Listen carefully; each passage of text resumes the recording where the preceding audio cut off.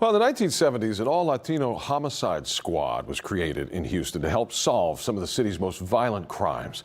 The squad was called the Chicano Squad. It was a group of 5 rookie Houston officers with little training, but they had a big task: to solve 40 homicide cases in 90 days. KPRC2 anchor Daniela Guzman sat down with the squad to talk about how the group was created and the huge impact they had in Houston. In the late 70s and early 80s, crime in Houston was at an all-time high. The tension between the public and police reached a boiling point. In 1978, the infamous Moody Park riots erupted. It was Houston's worst riot in modern history.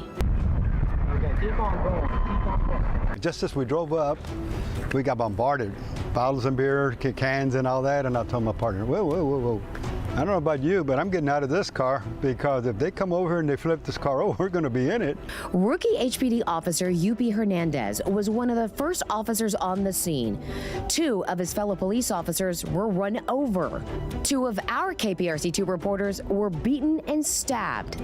At one point, did you just look around and say, what is happening? Oh yeah, I just couldn't figure out why are these people tearing their own little town up, this side of the town. What's going on? I mean, you're destroying your bakeries, you're destroying your restaurants, your stores.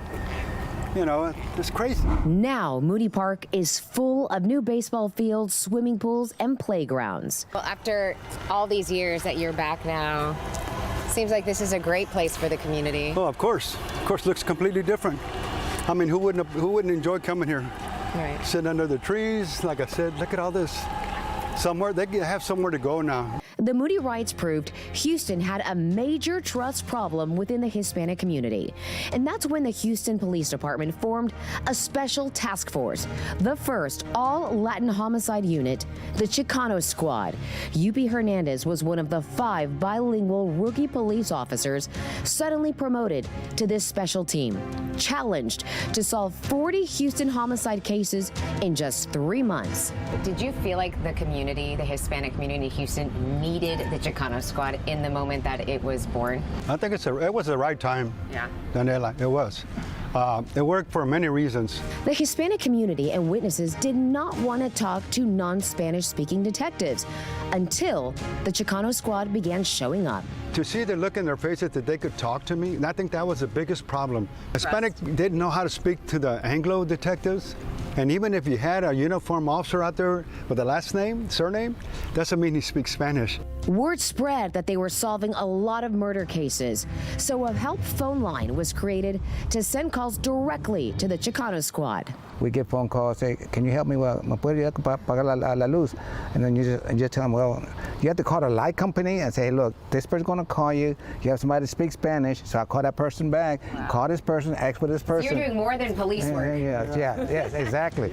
The Chicano Squad ended up solving all of the homicide cases in those 90 days, becoming one of the most highly decorated law enforcement units in the history of Houston.